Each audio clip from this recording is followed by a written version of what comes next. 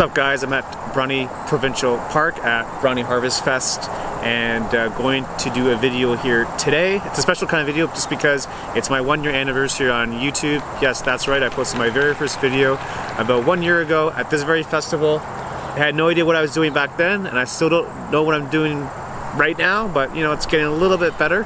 I'll link that video above if you guys want to check it out. But yeah, today I'm going to do a nice little video here. I thought it would be a good way to kind of mark the 1 year anniversary and try to make the video I did last year a lot better. Today's video I'm going to go through the fundamentals of photography, and the reason why I'm doing that is because yesterday I was at a meetup in Oakville and the other leader went through the basics of photography just because there were a lot of beginners there. So I think it's always good to remind ourselves of the fundamentals, just because we get lost sometimes with gear and with social media that we kind of lose sight of the basics of photography. So I have a list here from Ron. I'll put his Instagram below. And I think with a lot of things, you just need like a little spark to start something. And if you like it, if you enjoy it, it doesn't matter how good or how bad you are. If you like what you're doing, then you'll just keep doing it. So for me, that spark was this festival. Just make sure you're having fun and the rest will follow.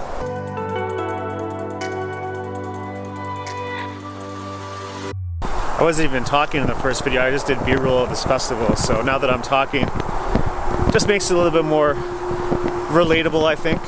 And the leaves haven't, I mean, they've started to change color, but we're not quite peak season yet.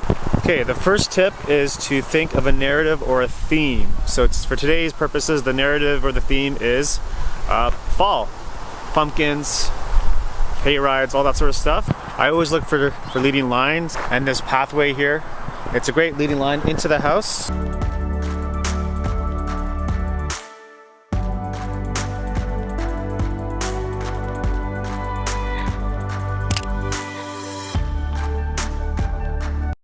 Now that we have our establishing shot, we want to go closer. So this is when you want to try different angles, different perspectives. Go high, go low, use portrait, use landscape mode. Just keep moving because you never know what the camera can see. So I always look for foreground objects in my photos, and this water pump I think could be a great foreground object because it shows the history of the house.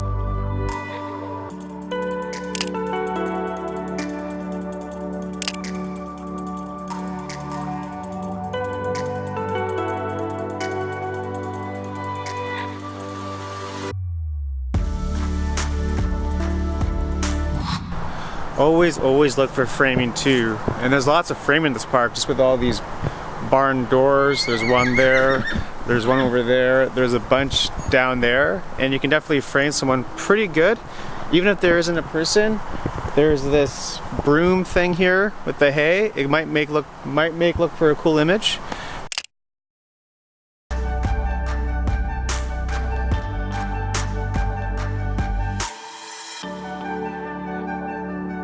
So I just snapped a few photos. So what I did was I took the first shot really up close to the barn door, and then I just kept moving back and back until I almost reached the house, just because it gives you a different perspective of the barn doors. So I'll show you what I did here.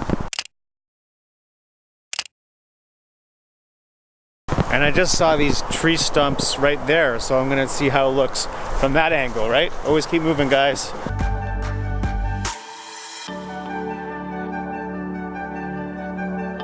You know how I always had to look for foreground objects? Well, there's this fern here, and it makes for a cool foreground object, some nice background of the barn in the photo, and it kind of works.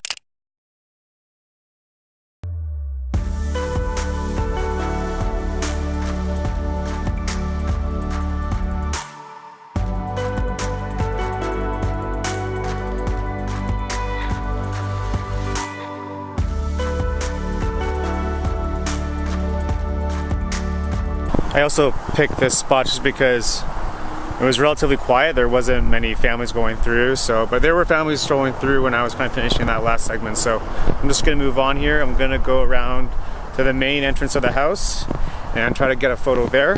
Okay, what else can we do with the house? I mean, I do kind of like those chairs there, but I do like how that door is open now. So that's kind of cool.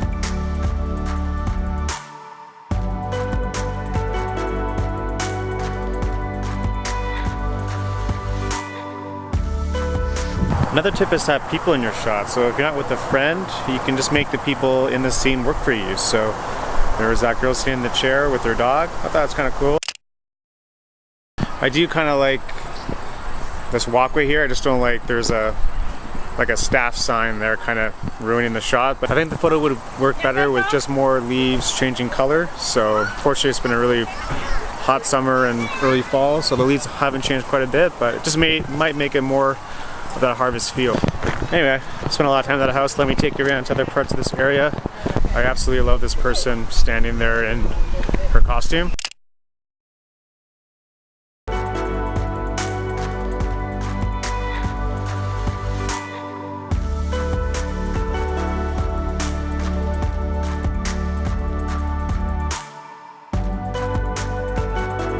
Yeah, that looks safe. Another tip is to look for the light, but there isn't much today. I'll show you actually my favorite spot here in terms of framing.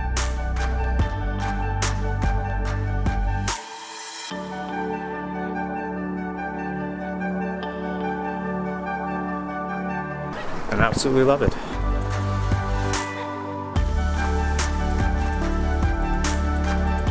Okay, just a tip that you always want to keep your camera as steady as possible, obviously, but if you don't have a tripod, you can always use anything around you to rest your camera or to hold it steady. So, little tip. I really like this path as like a leading line to a subject.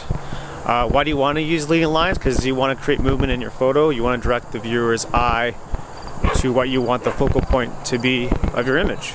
You know, make sure, pay attention to your framing, make sure you don't cut off things that are important to your image.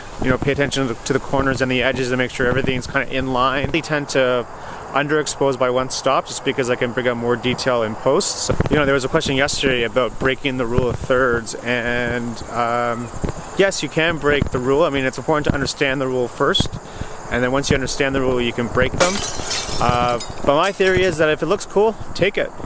I mean, photography is art, and art's about breaking rules and challenging norms, so why not, right? Always pay attention to who's around you, because there's someone in a red jacket.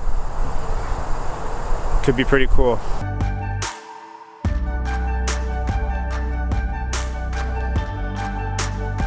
So what I'm doing is I'm using the yellow ferns, whatever they're called, kind of as foreground objects, and let's see how it looks.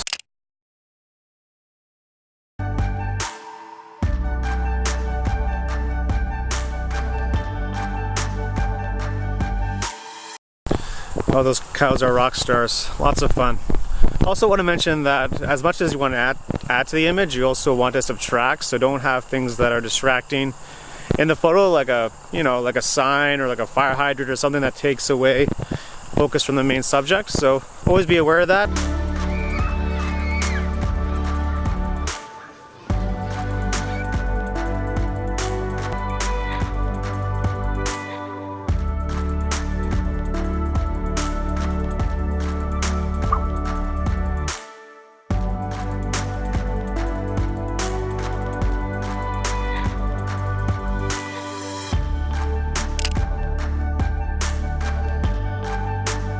Gotta love it. Apple cider, hay rides. It's good being a kid. I've been waiting all day for that windmill to move, and it finally moved, so got it. Exciting. I'm on my way to the pumpkin patch, because what's a harvest fest without a pumpkin patch? And then maybe I'll call this video.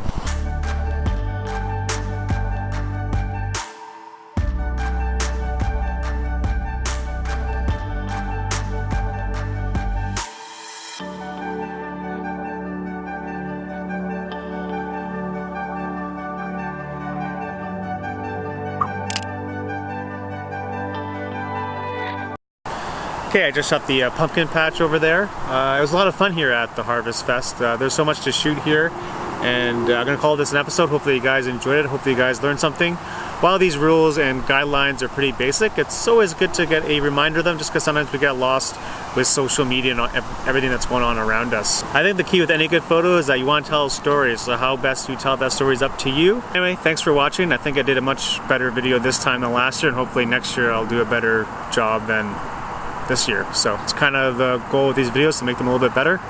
And yeah, we'll see you at the next meetup. Not sure what we're doing, but we'll be doing something. So we'll see you there, and bye for now. Peace.